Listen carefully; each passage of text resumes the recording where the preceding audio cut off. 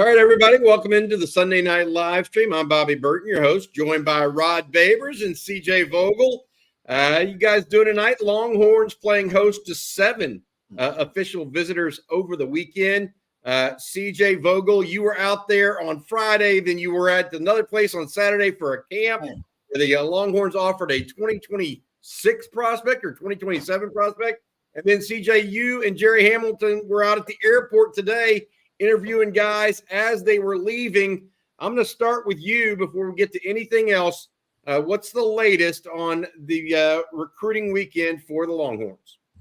Yeah, I thought Texas did a really fine job this week. Of course, it was the first weekend of official visits this month of June. There were 7 prospects on campus. And, I mean, getting to talk to a few of them today, Bobby, we got an idea of where Texas kind of made some moves, specifically with Michael Terry. I thought Texas made a great move in that recruitment. There were conversations about whether or not he would play on offense or defense at the next level. Certainly a big topic in his recruitment because you never know where schools are recruiting him at the moment. He wants to play on the offensive side of the ball. Folks in his camp understand that, hey, the quickest path to the field might be on the opposite side as well. So they made a big move there. Steve Sarkisian's really getting involved with Michael Terry in that recruitment as well. Worth mentioning there. But then again, Javen Hilson, the Florida State edge commit out of Florida.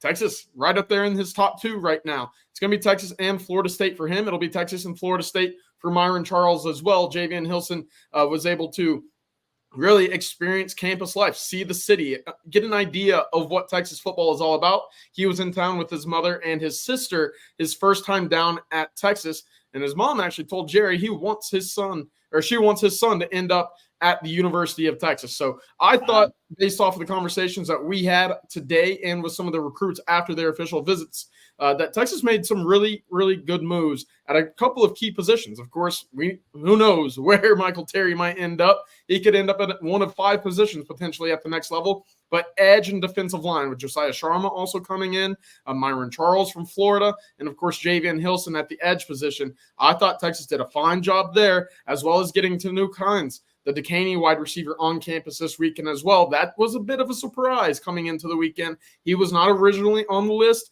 was a late ad Thursday evening, pops up Friday night, and obviously just got back home as well to Houston. Texas probably in that top spot right now for him. He'll be at Notre Dame later in the month. So that'll be the 2 schools to look out for Chinook Hines moving forward, which is, we'll talk about this later on, but with Kelshawn Johnson visiting Texas A&M this weekend, if Texas is looking to take a 3rd or a 4th wide receiver in this class, that's probably where they'll go, one of the 2 in that direction. Right now, Texas A&M feels really comfortable and confident after that visit with Kelshawn Johnson today. Of course, he will be at Texas later in the month as well. But overall, really positive steps in a number of key recruitments for the Longhorns this weekend. And, of course, it's a good first outing for the Longhorns in terms of these official visitors because the month doesn't slow down at any point moving forward the next 2 weeks with 18 and 20 official visitors coming in over the next 14 days. Hey, CJ, we've got other notes to give folks on Caleb Edwards, the big tight end out of California. Jerry caught up with him at the airport. Josiah Sharma, the big defensive tackle. Texas, apparently, according to Jerry, really moved the needle there. We already talked about Chinook Hines. Caleb Chester, another guy the Longhorns have prioritized from the outset out of Fort Bend Marshall. A cornerback, Rod, you've taken a look at him and really liked what you've seen. There's a bunch of other news we need to get to. But first, let's go back to Javen Hilson, CJ. You talked about him. Here he is earlier today at the airport. I'm not sure if it was you or Jerry behind the camera, but he talked to several reporters at one time. This is Javen Hilson, an edge prospect out of Cocoa, Florida.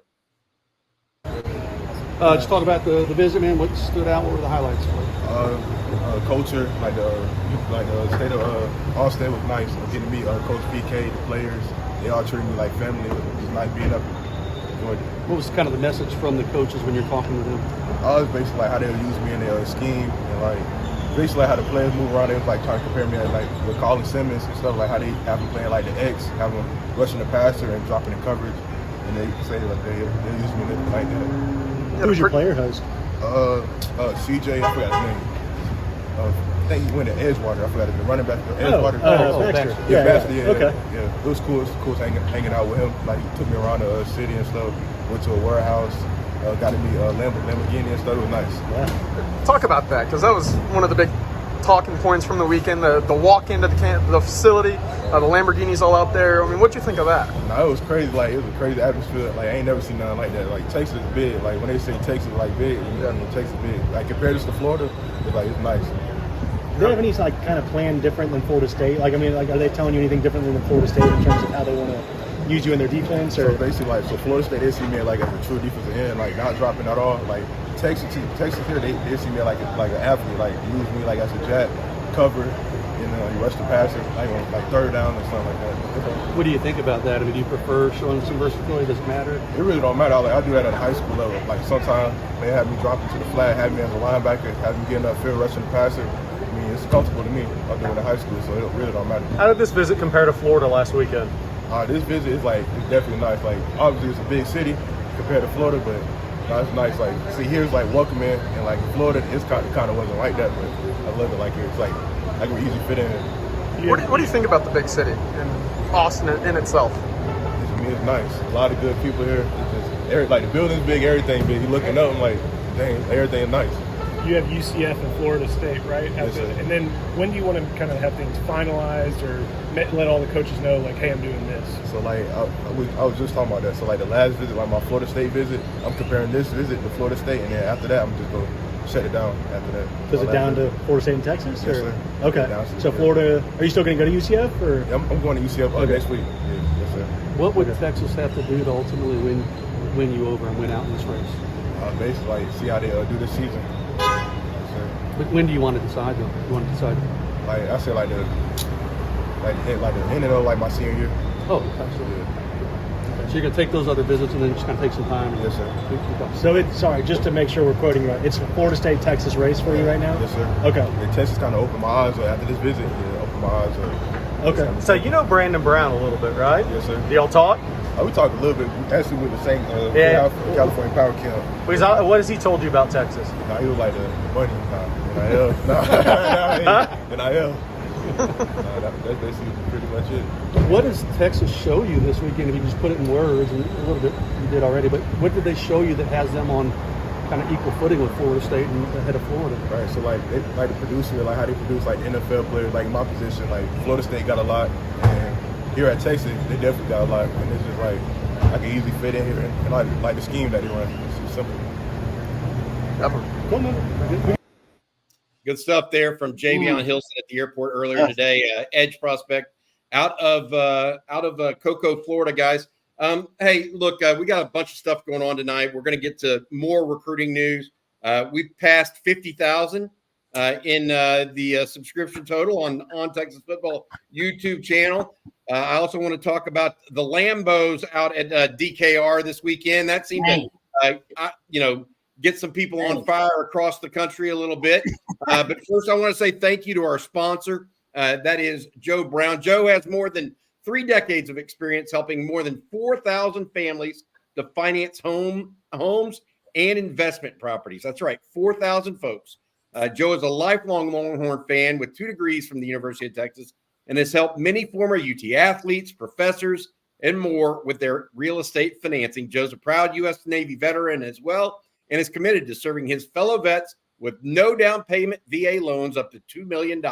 Southside Bank has been based in Texas for more than 60 years, but can also do mortgage loans in most other states. Southside Bank has a new type of construction loan that also allows a simple modification if rates are lower after your new home is built, which saves you the cost of refinancing. If you're self-employed, you may know that getting a mortgage can be more challenging than ever. That's why Joe's experience in lending to business owners can make the process that much smoother. Thanks to Joe Brown over at Southside Bank. We appreciate you very much, Joe. Hey, guys, let's take on this conversation topic that I think is it's a little hilarious to me, actually, that it's even a thing. But Texas lined up the Lambos at DKR on Saturday to welcome in recruits, or Friday, I can't remember which. The video, because CJ posted it, went viral apparently. It wasn't just CJ. Everybody posted it. But here's the take. Everybody's like, this shouldn't be what college football is about. Here's my point on this, and what I'm going to say as much as anything, okay? And what I believe. It was okay whenever Oregon came out with the Hummer and built these mega complexes to house recruits in or to showcase their new facilities. It was okay when USC took recruits to the Hollywood Hills with stars, right? It was okay when you took them there. Look, it's recruiting. Get a grip. That's what it is. It's called recruiting. I mean, whatever it takes. And Jerry made a good point today on the video that we shot this afternoon, talking about some of these recruits. Look, Steve Sarkisian's had 3 straight top 5 classes. I think he knows a little bit about recruiting and what appeals to young folks. You might want to give him a little credit. Rod, what are your thoughts on this? I mean, I love it. I think it's great. I first of all, isn't this, like I said, I don't know if this is kind of NIL related or anything, but in the NIL era, if you're a Lamborghini, this is exactly what you wanted, right? This is why you actually want to market and advertise via NIL through college sports. If you're Lamborghini, you're like, this is beautiful. This is like the best commercial we could get. I don't know how much money they had to spend or who spent money or whatever it was, but it worked out perfect for Lamborghini. And I don't know if you want to call Texas Lambo U now or whatever, but it's, like I said, it's a win-win. Texas wins because they get to impress recruits with Lamborghini. I mean, who wouldn't be impressed with a fleet of Lamborghinis, guys? Come on now. It's a fleet of Lamborghinis. So the recruits are impressed. The Lamborghini, their brand wins because they get to, get free marketing and free media. And everybody else out there who's going to hate on Texas anyway, now they even have, more ammunition to hate on Texas with. It's listen, I don't think, as some people are bringing up potentially the inequity of this, with college sports. And we talked about the separation of the have and have-nots, guys. This is well within the rules. These are the new rules that you can do stuff like this. These are part of the new rules. So I'm glad Texas is maximizing every opportunity to recruit. And a Lambo U, it ain't gonna be the last time. Says Saban owns a Ferrari dealership. Hey, I don't know if this is gonna be a Lamborghini thing every time. Hell, they might switch up the brands on you next time. It might be Bentleys and Maybachs in there. You never know. Okay. So hey, it's just when Texas does it, it's not okay. When Nick Saban takes a recruit in his Ferrari, it is, right? I mean, it's a little bit of duplicity in some people's parts. CJ, you had something to say there you wanted to add? Well, isn't this the whole point of NIL, Bobby? You get involved with the program, you get involved with the player, and all of a sudden your company gets more exposure. What have we been doing the last 48 hours since this video was released, right? We've been talking about Lamborghini. We've been highlighting the company that has gone after and promoted the players in the program and everything in it. It's done its exact purpose. And I think that's exactly what it's for.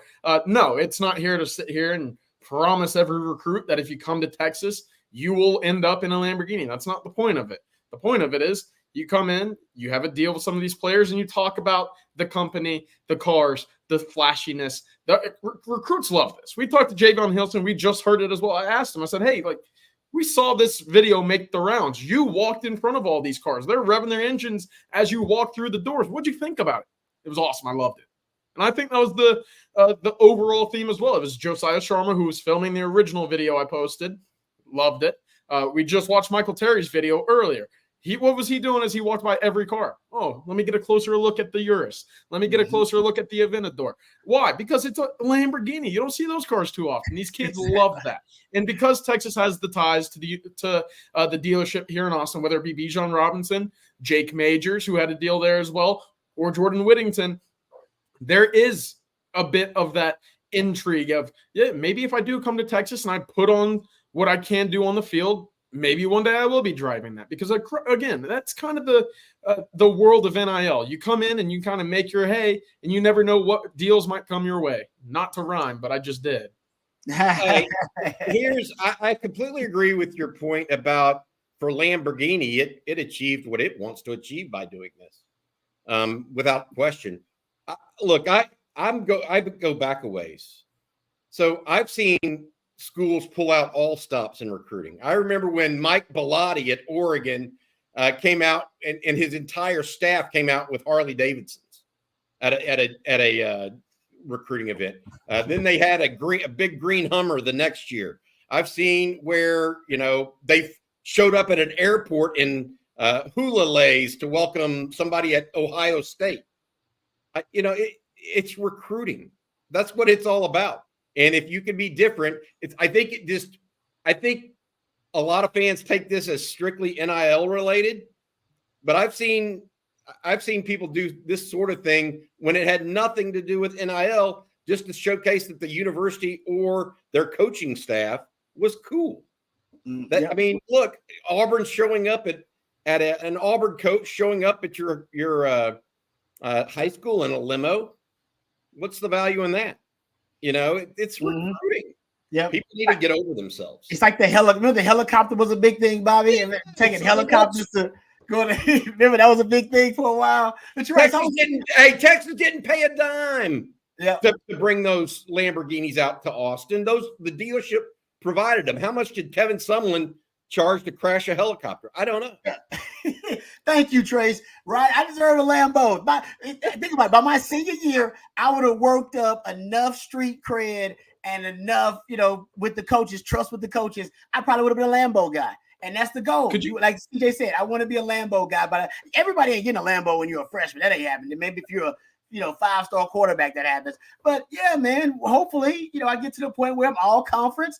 I get a Lambo. Is that what it is? Hey, how do you get a Lambo? Is it all conference? What's the Lambo standard? What's the Lambo standard? You might be pushing first team All-American if you're getting close to that. Rod, my question to you can't fit a car seat in a Lamborghini. You're talking about old school Rod B. You talk about back in my day, back in my prime. Now you damn right. Now we did get a newer car, but it ain't nothing close to a Lamborghini. It's more close to a minivan than it is a Lamborghini. A&M had electric bicycles outside for recruits. There's that, or a line scooter. There you go. Hey, CJ, I got another couple things here for us to talk about tonight. We'll have take y'all's questions as well, by the way. But I wanted to talk about something else. The baseball coach, Texas. We do not know for sure what's going to happen there.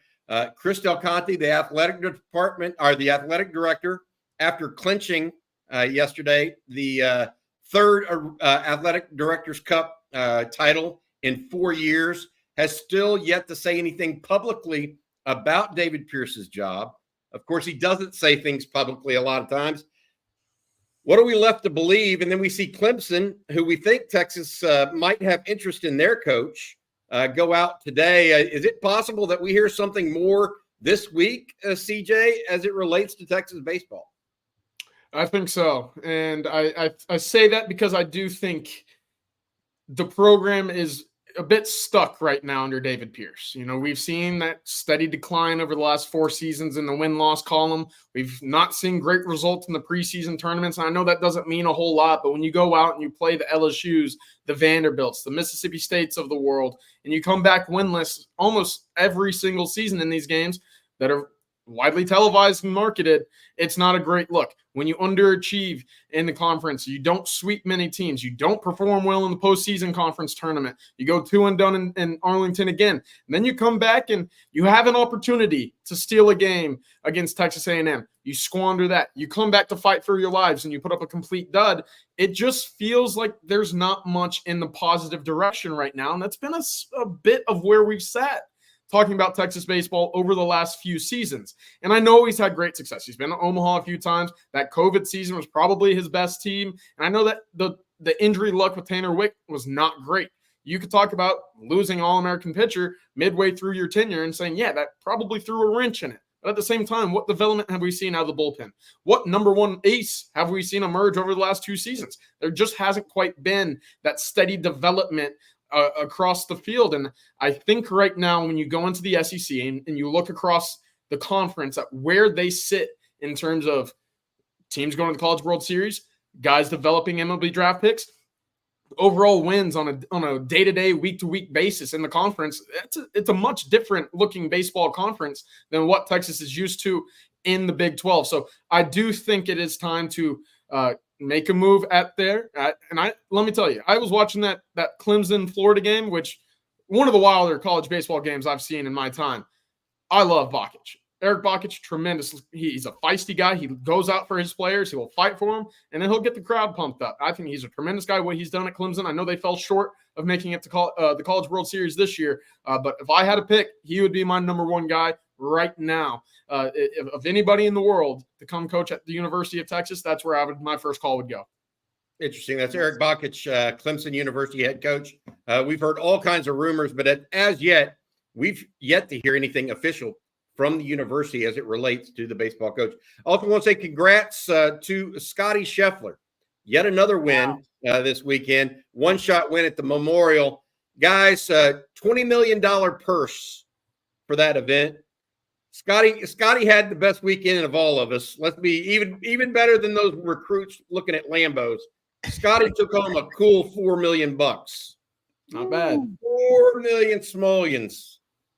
Holy cow! He's had quite the year. Even coming off of what happened at the PGA this year, it's just incredible what the year that he's been able to put together. He remains the world's number one golfer. All right, more recruit talk to come. We've got a couple other notes and news to go over. But first, I want to play this. It is Caleb Edwards, the tight end out of California. Jerry Hamilton caught up with him briefly at the airport earlier today. Matt, our producer, is going to play it. Then we're going to get to your questions, super chats, etc. after this. All right, on Texas football, 4-star tight end Caleb Edwards. Your thoughts on the visit overall the weekend at Texas? The visit was great. I mean, I think just getting to know everyone and all the staff and some of the players was wonderful. It was awesome. What stood out? Anything that was a highlight of the visit for you? I'm just seeing I think the coaches personalities and how they treat the players and other coaches and everything like that was good for me to see who I'd be around and everything. The tight ends at Texas, you spend time with those guys like Amari Niblack, Gunnar Helm, anybody? I spent time with Jordan Washington and Spencer Shannon. Was Jordan your host?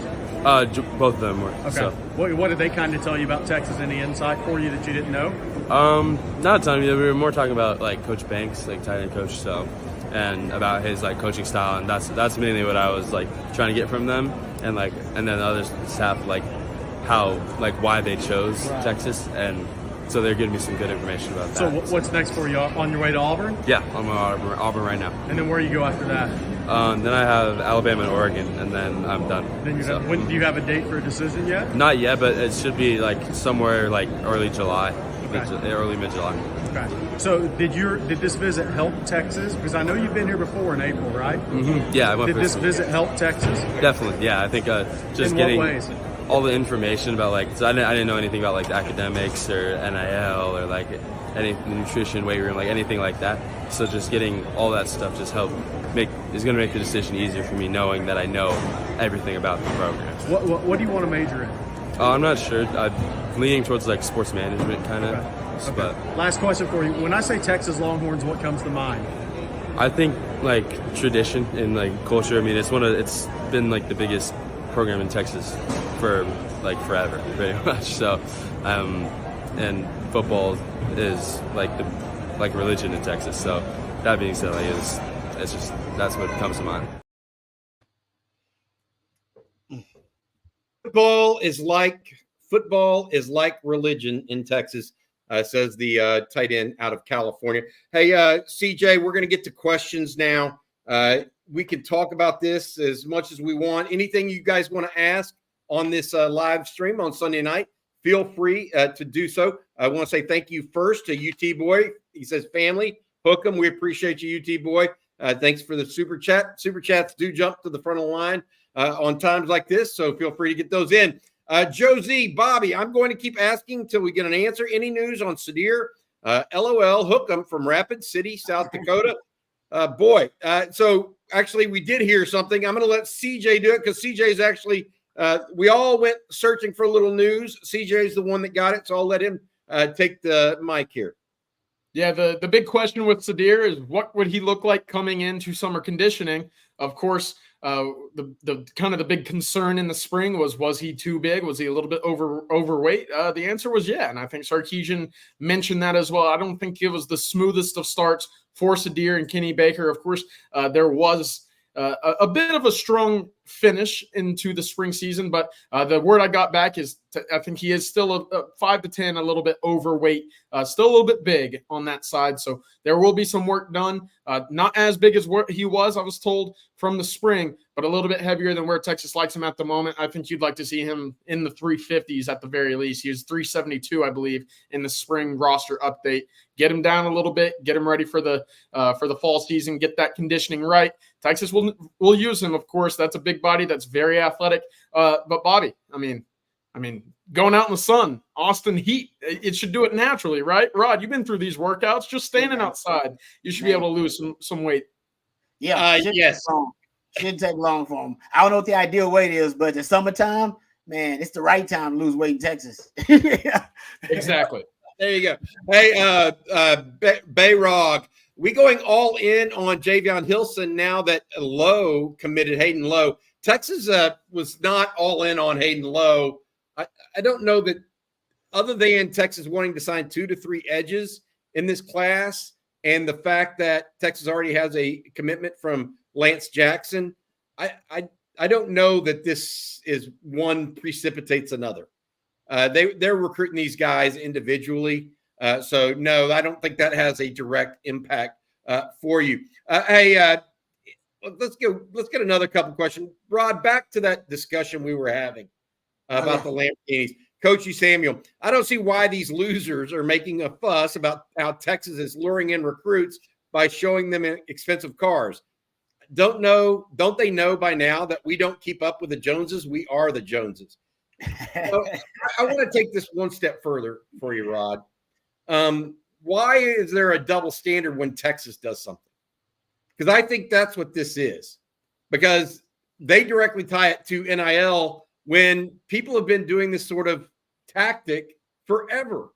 I mean, what's the difference between – I mean, I know the difference, but you talked about it the other day. They used to have pretty girls lined up at every official visit you had. Didn't matter which school. Yeah, Aggies had to say, I forgot what theirs was called, but they're the same thing. Yeah. Yeah, but my point is, it's nothing more than a recruiting pitch. People want to make it more in this day and age of NIL, I think. And I think there's a double standard about that. Yeah, I think also when, there's a belief out there, perception, honestly, the perception is reality that Texas has more advantages than others, right? That not only do Texas, they have a war chest of resources and money, but they are in arguably the most fertile recruiting state, and they are the marquee football brand in that state. And so we've heard this all the time. Oh man, Texas should be winning more games because they have all the resources they have. So I think a lot of it is that, and that's just jealousy. I think there's just some envy and jealousy that their program can't do what Texas is doing. They can't show off like Texas does. They can't. They don't have the resources to. They don't have the connection. They don't have the brand influence. And in a time in NIL where branding and brand influence matters and brand association matters more than anything, Texas is going to get even more, I think, advantages and resources because in the NIL world, name, image, and likeness, the brand that is Texas, it attracts big names. Arch Manning is another one. Right now, you're going to combine brands on brands, Lambo. I mean, to me, it's about people being upset because they know the tactics that Texas is utilizing are going to work. I mean, because as we talked about, it's hard to negatively recruit against Texas now. Like, I don't know the pitch. And the pitch was easy, really easy like 5 years ago. I mean, it was simple. They don't send guys to the NFL. They don't compete for championships. I don't even know why you would even want to go there. You're going to go there and disappear. Matter of fact, there was it Garrett Wilson said that, right? He's like, no, you go, good players go there and they just, you never hear from them again. They go to Texas, right? It's like a black hole for great players. And now that is the case. You hear players talking about, I consider Texas because of their talent development. You're like, what? And it happened in like 2 years. So talent development is not an issue anymore. Neither is competing for championships. Everybody expects Texas to compete for a championship this year.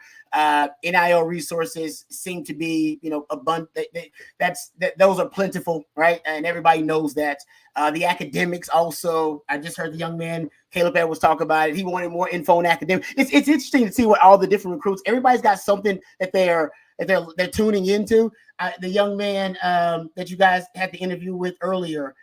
He said, Javen Hilson, he was like, I wanted to basically how they were going to utilize him, the system fit, the scheme fit. He talked a lot about the scheme fit, talked a lot about the culture.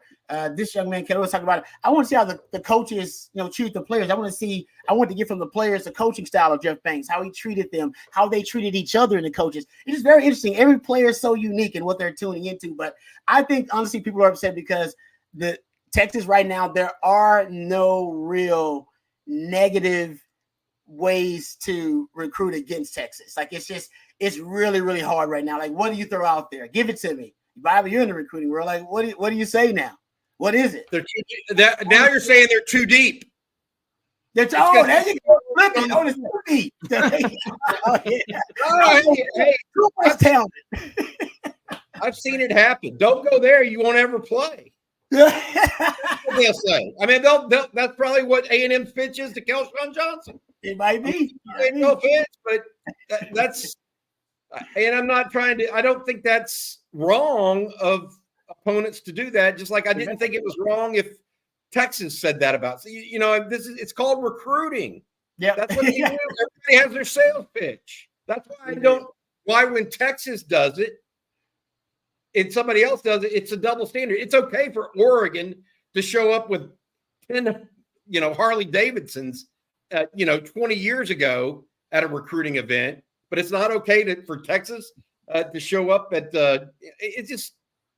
it's a double standard. And I don't agree with it. And people are saying, oh, well, this isn't a reflection of NIL and this is all a money grab. Well, that's not what it was about. People took that and ran with it as a money grab. Because that's the perception of Texas. Texas got so much money that they're going to win any race where money gives you an advantage. And this is orange. Everybody's like, oh, Texas about to buy all the players and do all this. But I'm with you. It's a lot more sophisticated, a lot more nuanced than that. But I like what you said. It's just a sales pitch. And people are upset that Texas sales pitch is really good right now. It's freaking shiny. And it's got everything. Like, same thing about Oregon. Oregon's great. Oregon's got all that. They got a sugar daddy too. But Oregon's still in Oregon. You say, it's great. They got a lot going on. Great uniforms, great football, culture. They got sugar daddies. They got it all. The facilities are great, but it's still in Oregon. See, Texas got a lot going on. They got all that too, but it's in Austin. It's in so that's why people are fearful of what USC could be, right? Because they can do all that too, but then they're in LA. Your location now matters more than it used to. I don't think it matters as much as it used. Now it matters more because there's a Lambo dealership in Austin. There's not one in College Station. There's not one in Norman. There's not one in Starkville or Gainesville or Tuscaloosa or Knoxville. Yeah, your Fortune 500 companies that are now in your city matter more than they used to now with NIL. They just do. And just so happens Austin's got a lot of them. The richest man in the world happens to live in Central Texas. I'm not saying he's going to contribute, but you get my point. It's a lot of money here, and I think people are starting to. Like you said, Bobby, it's not necessarily reality, but people would think, "Oh man, this is about to be an arms race, and Texas is about to just throw money at everything and win because of that. They're gonna win, but they're gonna be all because of the money. Some of it because of the money, but not all of it." They just finished in the semifinals of the college football playoff this year, won the third Directors Cup in 4 years. You can say what you want, but whatever they are cooking in Austin right now, it's tasted pretty good to Longhorn fans, in my opinion. All right, a couple questions here. Shook Ones how's Texas looking for wide receiver Tanook Hines? Will Sark take 3 or 4 wideouts? I think that's a question that Sark's still trying to figure out, to be honest. I think he wants the right 3 or 4 wideouts. I spoke to Jerry Hamilton earlier today, who spoke to Tanook Hines following his visit. Jerry thinks that Texas, as of right now, very much in a strong position with Tanook Hines. He will visit Notre Dame, I believe, this coming weekend. There had been some crystal ball predictions for Tanook Hines to go to Notre Dame. None have come in today, though, to Notre Dame following his Texas visit. The key here for Texas is that I think Sark's recruiting him as much as a wide receiver, as an athlete, whatever he wants to be. He could be a wide receiver. He could be a safety. He's got 10.45, 100-meter speed. So that's a guy to watch for. Hey, CJ, next one I want to go to is from Michael W. Any word on how Silas Bolden has looked since getting to campus? There's been some news that he's looked good. I mean, it's only been 5 days. What are you hearing at this point? Yeah, we got to talk to Silas at the end of May, and we got the idea that this guy is coming in all business, right? And that's exactly who he was saying. He said, "This is a contract year for me. My college days are running up. I want to play ball where it's the biggest ball in the world, and that's at the University of Texas, and that's in the SEC. And this is the opportunity for me to really make a name for myself before I embark on my NFL career." Of course, he has been putting in the work. It's funny, we're entering that time of the year where we start hearing some of the feedback from guys on campus. And for a guy like Silas Bolden, who wasn't here in the spring, yeah, it's a lot of folks' first time getting a look at him, and he has been surprising folks. And I don't think that's a surprise at all, right? I mean, this is a veteran in college. He's been around the block quite a while. He's an all Pac-12 wide receiver who will look great in this setting, right? He has the speediness. He has that quickness, that first step burst, and the ability to quick twitch and change direction. So these off-season drills where, I call them the Combine Olympics basically at this time of the year, he's built for this. So he's going to impress, and he has. He's been putting in the work the last 2 months since he left Oregon, and now he's ready to surprise some folks. Once the pads come on in the fall, this is a guy I expect to be on the field pretty often whenever things get rolling and the season gets going. All right, this is the Sunday Night Live stream. You're listening to myself, Bobby Burton, as well as CJ Vogel of On Texas Football and Rod Babers of On Texas Football. Rod, a former player, a friend of yours happens to be in the chat today. Hey, Big Cat. So easy. Used to be Randall. Kool-Aid, what's up, baby? 99. Those Lambos got me fired up. This is Texas. Alfio, you know what? Rod, I gotta tell on you. I don't know if I've ever told this story. Rod Babers in high school, his nickname was Kool-Aid. That's the truth. Yep. Yeah. You know why? That big old smile. It was the smile. Said I had a Kool-Aid smile. But when I got to Texas, I had to change that. Big Cat probably knows this. Kool-Aiding was it was a verb back then, Kool-Aiding, and it didn't mean it wasn't had a good meaning. It was bad definition. It meant that basically you were in the friend zone all the time with the ladies. You were Kool-Aiding. And they called it. So I was like, I can't have Kool-Aid now. No. So I had to get away from the Kool-Aid. But yeah, Coach Brewer, even when Coach Brewer reached out, see Big Cat. That's why I know somebody from like that 99 days or from Houston way back in the day. They'll hit me with that. Hey, what's up, Kool-Aid? I'm like, oh, it's been a long time. It's been a long time for that one. So hey, Big Cat, I appreciate you, man. Big Cat got a lot. He had a follow up here, Rod, for you. Can you share with everyone what Mac told us about our brand? What Mac told us about our brand? Talking about individual brand or the Texas brand? I don't know. I don't know what Alfio meant there. No, honestly, I think Mac had a lot of lessons like that, man, about how you carry yourself. Earlier, that's why I want to know we're going individual brand because Texas brand. He talked about the Texas brand a lot too, and how you can go all over the world. And there are Texas fans everywhere. And I experienced that actually when I played in Canada. I didn't think there'd be Longhorn fans up there in Hamilton, Ontario to go watch you play for the Hamilton Tiger Cats. There were, I BS you not, a few Longhorn fans like, hey, Rod Babers, man, glad you're up here. I'm like, what? Are you crazy? Like and so that Mac told that story a lot, at least talked about that. Yes, the power of the Texas brand. He often talked about how powerful it was and how powerful the network was. And Alfio knows this. And think about this. Big Cat knows this. Man, Mac would have been so great for us during the NIL era. He would have been amazing for us because Cat knows this. Mac would bring out the big boosters and the donors. He would bring out a lot of the folks that we should have been networking with at the time and getting to know. But he just wanted us to listen to them talk, get some words of wisdom. And then I think for a brief time, I think you can go by and like just shake his hand with you wouldn't meet him or anything, but like you shake his hand while he's out there. Mac knew the power of networking. And truly, guys, that's the I know NIL, the money is hard to ignore. But when you get to be my age, you realize the networking and the connections that you make. And y'all know this, man. It ain't what you know, it's who you know. As you get older and you get more experience, it's about who you know and those connections, relationships. And Mac, of course, big on those. Big on interacting with folks, remembering their names. That's lesson that Mac. Hey, remember, make sure you remember people's names. Look them in their eye, tell them their name. He said they'll have a gratitude for it that you won't see otherwise. That when you say their name to them after they met you once and then meet you again later on. So Mac talked about the power of the brand, but also how the brand, the networking within the brand, the family, the BBs in the box. And if he was allowed to help us make those connections in the NIL era, and every Longhorn that played for him would have been better off, because Mac was all about, even when he won the national title, what did he talk about? Don't let this be the greatest moment of your life. Don't let this be it. You got some other stuff to do. So Mac would have been the original networker for us. And I know Sark is really great at it too, because I hear these young men talking all the time about now they can pursue, let's say, not only their interests, but whatever their post-football career is going to be. They start now with the building blocks of that, and they can start making those connections. They say you want to be in real estate, or say you wanted to get into sports to media, or you want whatever it is. Now you can actually get to know those people and work with them, as opposed to back in the day with amateurism, we could not. So yeah, man, Matt talked about the power of the brand all the time. And I think now that's the fear, right? Let's go full circle. Let's go back to why everybody's freaking out about the Lambos. I just saw my man, y'all know Doc Texas. At Doc Texas, he does a great job.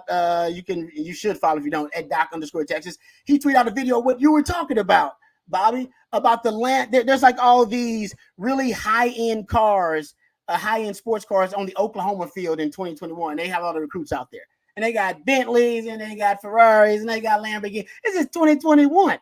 And I don't remember no blowback from that. Maybe I was out of the loop, but I don't remember blowback from that. The blowback is coming because of the fear there is that, and if Texas is back with NIL advantages and transfer portal advantages and a hell of a coach in Steve Sarkisian and an Archie Manning behind a Quinn Ewers, good Lord, they might be ready to make some noise. They might be ready to do some damage. So I think that's why you said, Bobby, what's the difference? The difference is because I think there's a fear that if Texas gets this thing rolling, that's what Matt talked about, and the BBs in the box, that once Texas gets rolling, it's hard to stop the momentum of that brand going forward, period.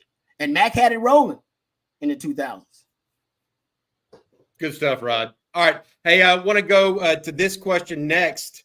Kenneth Cassidy. I feel like football recruiting is going really good, except for defensive line.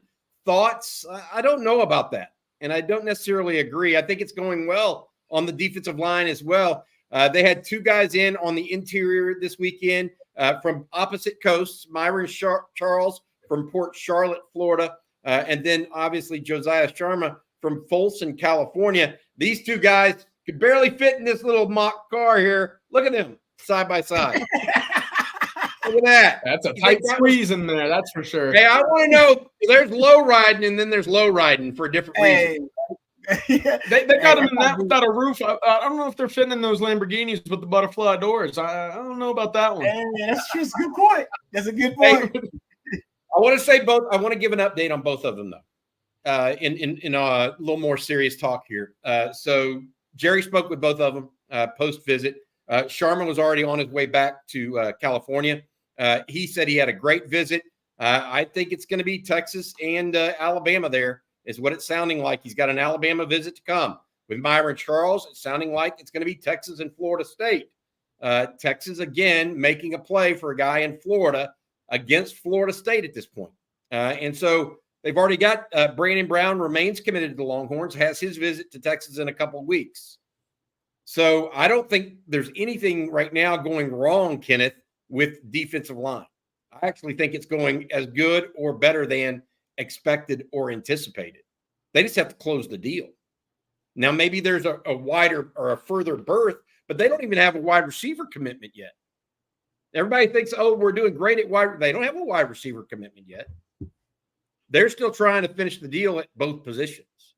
So I know people are worried about defensive line. That's okay, but don't feel like it's not going good, because it actually is going really well right now. They just got to finish. They got to close the deal. You agree with that, CJ? Yeah, I do. Of any position on this Texas big board that we're looking at and maybe not feeling the best, I wouldn't say defensive line is that spot for me. I might be looking at cornerback, maybe somewhere in that secondary a little bit. Of course, Dorian Brew was supposed to be on campus this weekend. He ended up going out west to USC. There was a speculation that he was out there for a graduation in the family, although this was the weekend he was supposed to be at Texas, right? He makes it out to USC, goes to the graduation. There's not yet been a Texas rescheduling made between him and the Texas staff. There's not been confirmation there.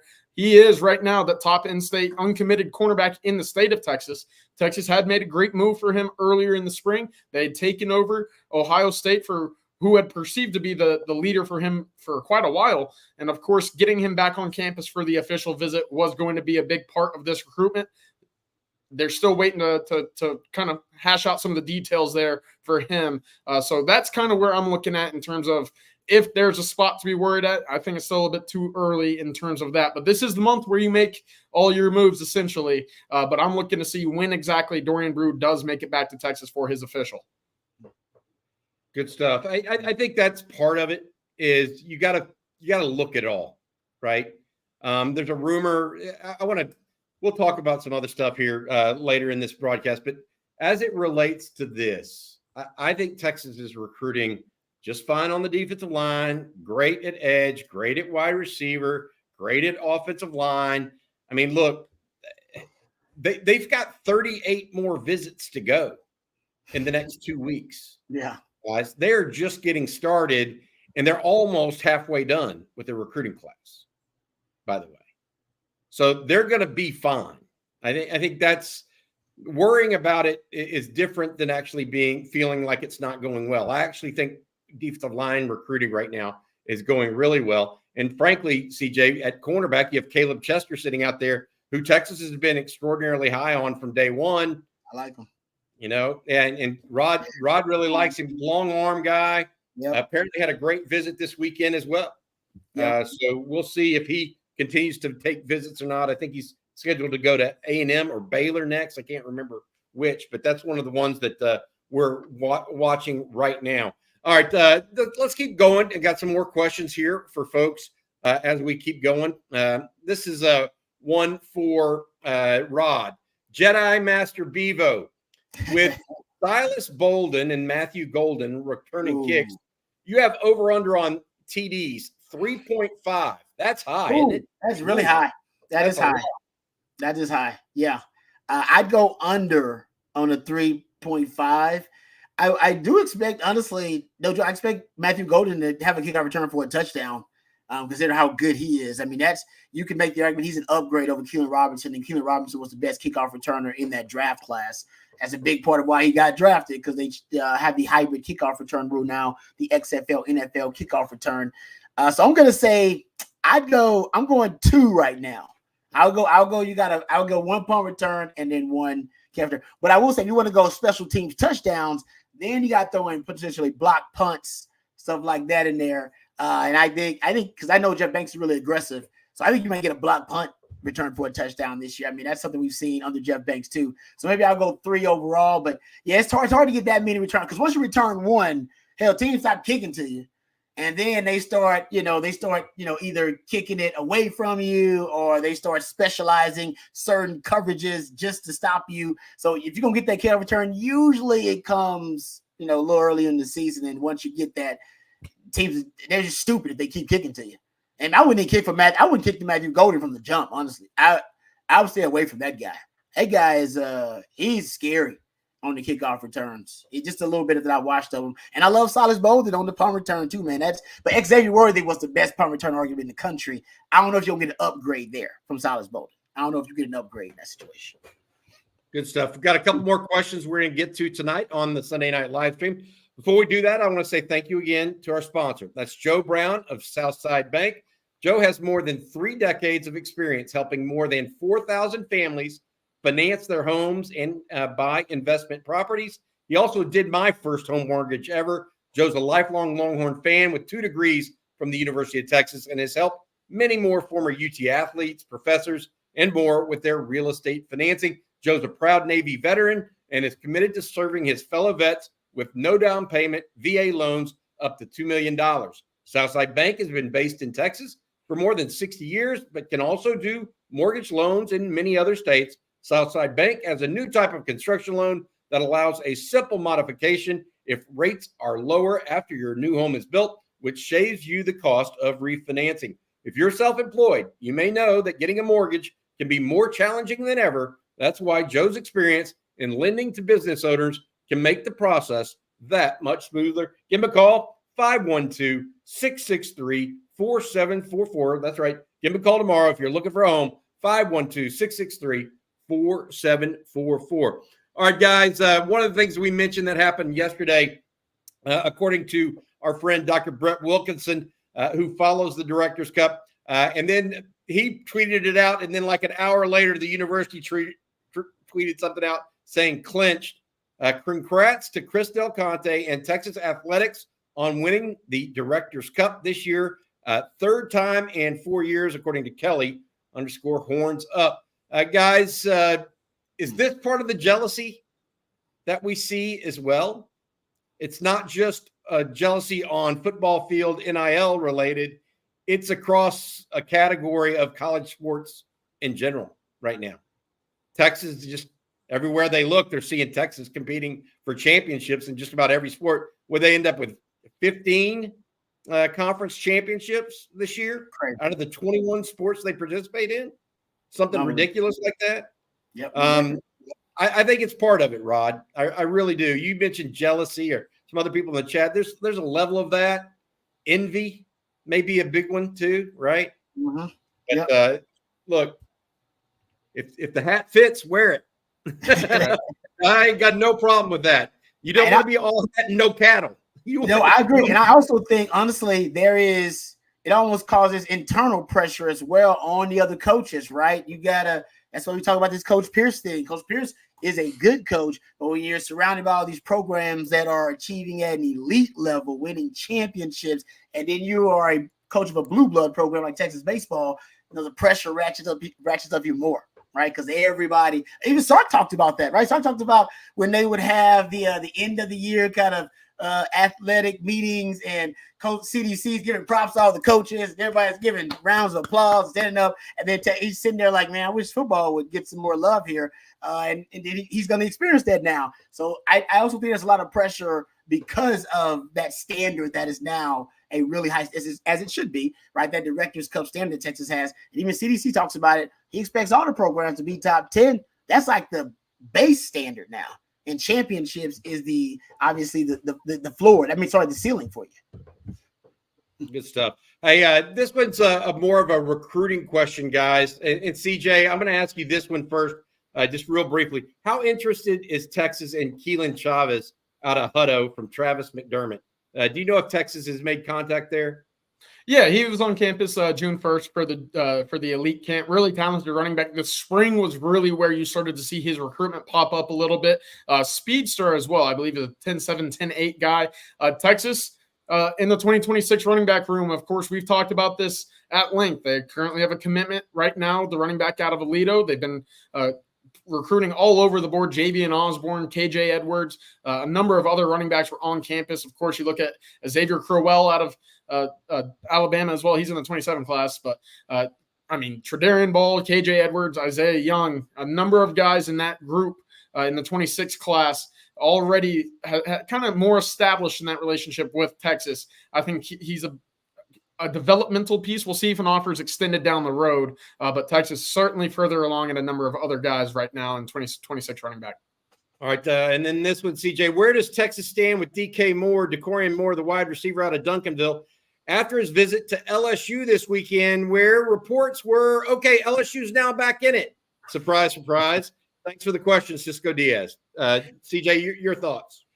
Yeah, of course, this is another one of those themes that we'll see in recruiting. You come off of an official visit, things are always going to be very high, and sunshine will be shining a little bit brighter after those visits, right? LSU made a good impression once again here. Of course, he did back off of that pledge a couple months ago. It felt like Texas was pole vaulted immediately up to the front of that room for DeCorian Moore.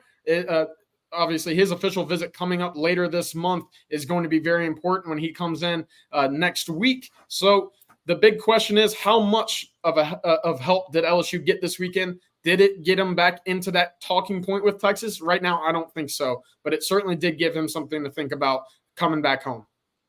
Good stuff there, CJ. All right, Rod, I'm going to go to you with this next one from Justin Yarbrough. Justin, thanks for the question. Here we are. Where does the defense need to be with sacks and interceptions this season? I feel like they were so close this year on sacks, but just didn't get the quarterback to the ground. So much better than they were 2 years ago. Texas is still need to take another step there. Yes. But INTs, I don't feel like they got there either. What are your thoughts there? Yeah, the sacks thing is interesting because Texas is really great at creating pressure. They're actually one of the top teams in the country last 2 years at creating pressure, been more interior pressure because of your war daddies you had inside. So the pressure this year is going to come from the edges. The hope, and just say hope, is that that'll lead to more splash plays, more negative plays for the offense, tackles for loss, and sacks. That is edge pressure as opposed to the interior pressure. That's so, but you're definitely right. I said this on an earlier live stream. Texas just needs more havoc plays overall. They just need a more havoc. The havoc rates overall, and havoc plays are just basically big splash plays by the defense. We're talking about interceptions, PBUs, tackles for loss, sacks, forced fumbles, fumble recoveries, any splash play like that for the defense. And overall, Texas defense is sound, but they don't make enough of those havoc plays. Jalen Ford was great at making them. I happen to think my theory is that you need havoc-minded players. You need certain, call them ball hawks. Everybody's got a different name for them, but you need guys who think ball first.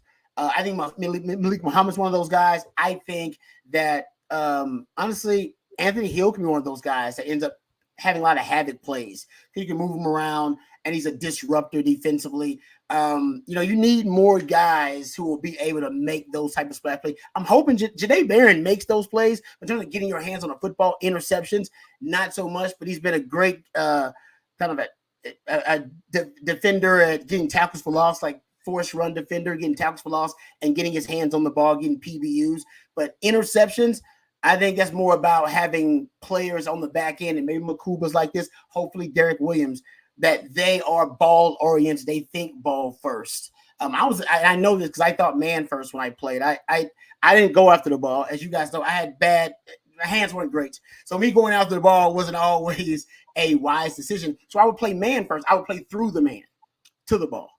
And that's how I made a lot of my plays. That's why I'm top 5 all the time in PBUs. I play through the man to the ball. But you want guys to get their hands on the ball. You need guys who will go ball first. When the ball's in the air, they believe they have a right to it. That's Nasty Nate. That's Nathan Basher. I played with that guy. He has a right. He believes he had a right to the football when it was thrown in the air. I play differently. I believe you got to recruit those kind of players. I don't believe you can teach that. That's just that Malik Muhammad, that's just the way he was programmed as a player. All right. There's just some guys who are programmed in that way to think ball first all the time. And I think getting more of those defenders on the field, that's what you got to do, or recruiting more of those types of players. And I think that's what they're doing, period. I think that's where they're going. But I think ultimately, like Jalen Ford ended up being one of those guys too. Derek Johnson, I played with another one of those guys. He's a havoc-minded defender. I mean, this dude, when he came to Texas, I'll tell you the story real quick. We'll be done with it. When he came to Texas, proving my point, he came to Texas. Y'all remember the little tomahawk like punch that he used to do, where he would wrap up a defender with one arm and then punch the ball out with the other one? He came to Texas doing that, guys. Carl Boris didn't teach him that. He came to Texas. He did that move in practice, and then the coach said, "Hey guys, turn that into a drill. Do that. Everybody copy that freshman and do that more." That's natural. Nobody's coach ain't teach. Now you retaught it afterwards, but think about it, to have that kind of comfort level as a young player, he's going after the ball. He's a ball-minded defender. So Quandre Diggs, right? Ball, havoc-minded defender. Get more of those guys. There are certain things you gotta recruit what you can't coach. You can't coach coverage. I don't think you can coach pass rush. I think guys naturally really gifted pass rusher. You can teach the techniques, but some guys just really gifted natural. What did Sark say? Best pass rusher last year was what? Anthony Hill. Him and Byron Murphy. Come on, guys. They taught Anthony Hill that in the spring? No, he just came in. Knows how to get off the edge. Colin Simmons probably one of your best pass rushers right now, coming off the edge. Trey Moore is probably your best naturally gifted pass rusher. And I think another thing you cannot teach is ball hawk ability. I don't even know if I said it. You know what I mean? That kind of ability, right? To be havoc-minded like that. I played with enough guys. I know some guys, they were programmed. Dre Bly, programmed like that. They just believe that they have a right to the football. You got to bring in more. You can bring in Rod Bees, too. I'm a technician. I was good. But I'm playing through the man to the ball because I'm not trying to get beat going after the ball, and then my guy catching, and everybody's y'all mad at me like y'all mad at Blake Gideon these days. How the hell Rod B doing? So I'm not. No, I played the safe way, upfield shoulder through the man to the ball, and that's how I played. And honestly, you can say Rod B cost himself some picks that way. I did, but you could argue that I dropped a lot of interceptions too. And if I went after those balls and misjudged it because I got bad eye coordination and tipped it up and the guy caught it, or a guy caught it, I probably wouldn't have been benched, probably wouldn't have been drafted, and I wouldn't be on this channel right now. So my point is, I played the way I played that I was comfortable with, and I think that's how most players are. You have to recruit the guys that are programmed to be havoc-minded. Well, I think you are talking about another thing too. Do what you're best at and accentuate that. Amen, brother. Nathan Asher was, to your point, a guy that thought the ball was a tremendous punt returner, by the way, too. Exactly. But the point being, do what you do best and accentuate that. But don't expect a guy that is not a guy that intercepts passes in high school to necessarily go be that guy in college. It just doesn't work that way. Another thing that you mentioned there about the edges, I want to bring this up from Syracuse Horn. We don't have much more time here, but I did want to bring this up. We have to play the new guys at edge on passing downs. You mentioned Trey Moore. We know what the returners can do, both Ethan Burke and Barron Sorrell, even Justice Finkley, and that wasn't good enough in my opinion. Now, Burke, I thought, actually showed some signs. Sorrell is a true strong side defensive end. There's nothing wrong with that.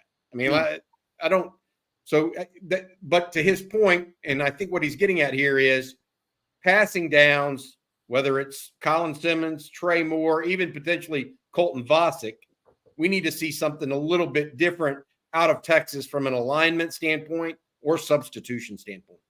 Definitely. And I'm looking at sack numbers now. My personal challenge for this Texas pass rush team, average 3 sacks a game. If you average 3 sacks a game, that's a tall task, I understand, but you're going to play some UTSAs, some ULMs. You'll boost those numbers there. By the end of the year, if you're averaging 3 sacks a game, you have an elite pass rush. There were only 11 schools last year that averaged over 3 sacks a game, and I'm looking at them now. Florida State, number 5 in the country. Alabama, a team that made it to the college football playoff.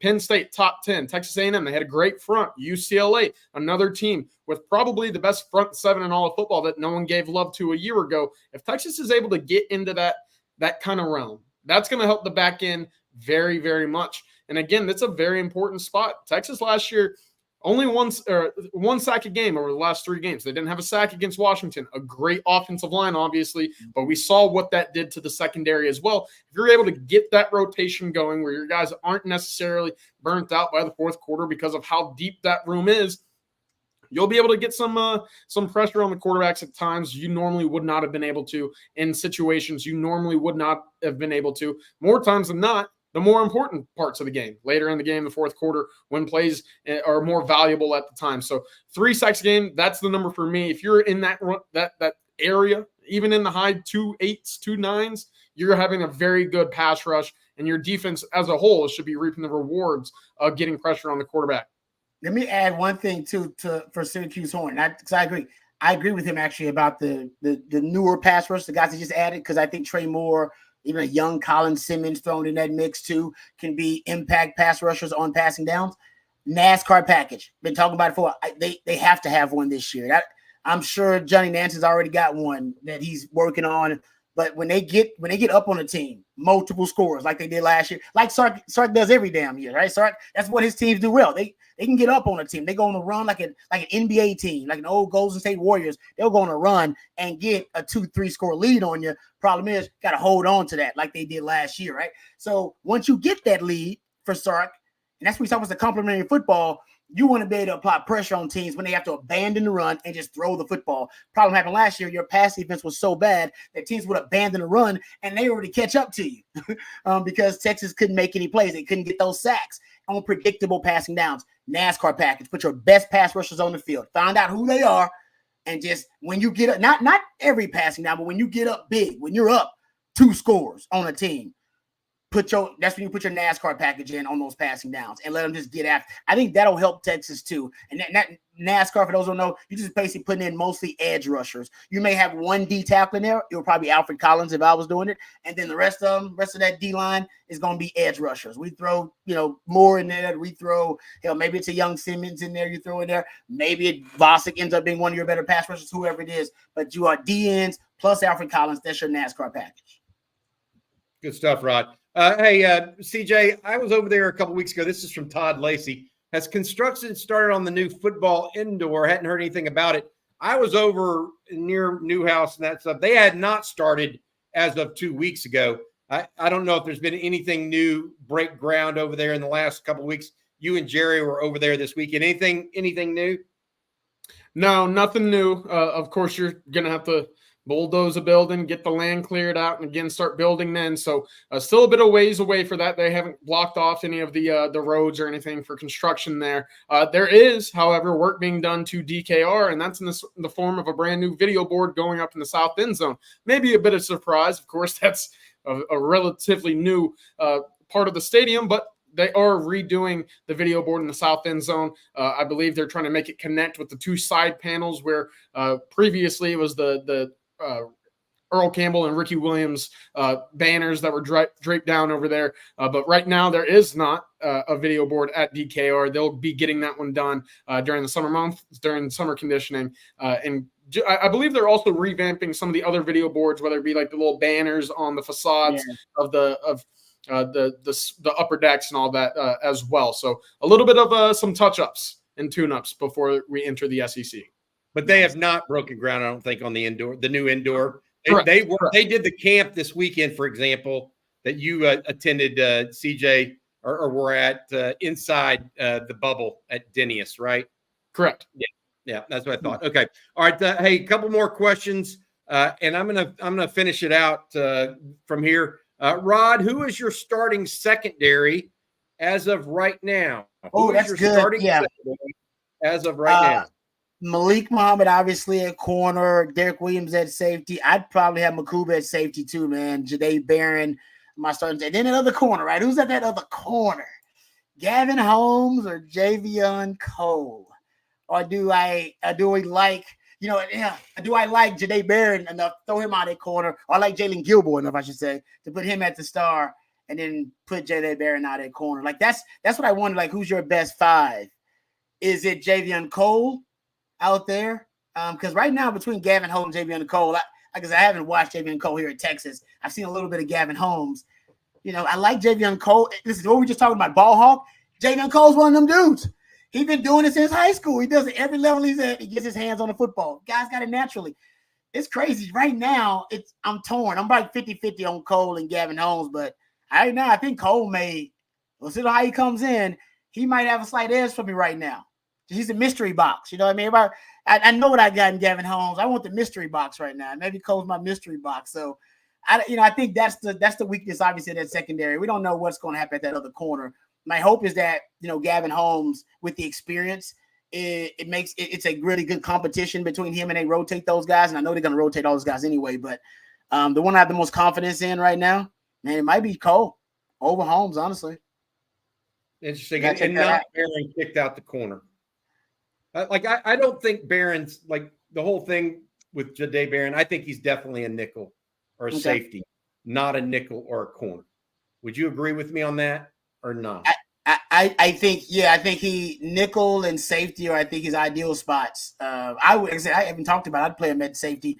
He wants to play corner, I believe. Right. I believe he wants to play some corner. Because at the NFL level, I'm sure his people have told him, hey, corners get drafted high. They draft safeties and even nickel backs. You get drafted a little bit later. Corner is that premium position. It all depends on what he runs, man. They're really, even still to this day, I mean, Quandre Diggs didn't run a really fast time, but if you're going to play corner, they believe you got to run a certain 40 time to keep up with all the freakishly fast wide receivers. I'm not sure how straight. You all remember what Jade Barron ran coming out of high school? I'm not sure. He ran a 10.8 coming out of high school. The problem has been, since he's been at Texas last year, the turf toe thing is really made him look slower than he is at times. Now he reacts to the ball quickly. Yes. Because to your point, right? Yeah. You always use the term football investigator, but his toes. Came off the bench against Houston. They weren't even going to play him because he had, you know what I mean? So we'll see where that goes. But I think it's a good question and a fair one. One that we'll be tracking. Yeah, the rest of the way. Thanks for that. Thank you very much, Jedi Master Bevo, for that question. Hey, I want to finish tonight talking a little recruiting. So I say that because our friend Jerry Hamilton is not here to talk for himself.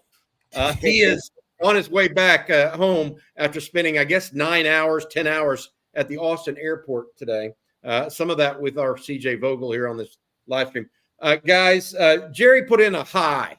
For those unfamiliar with what that means, on the On Texas Football message board, go to ontexasfootball.com. Anytime Jerry puts in a high, that means it's a commitment.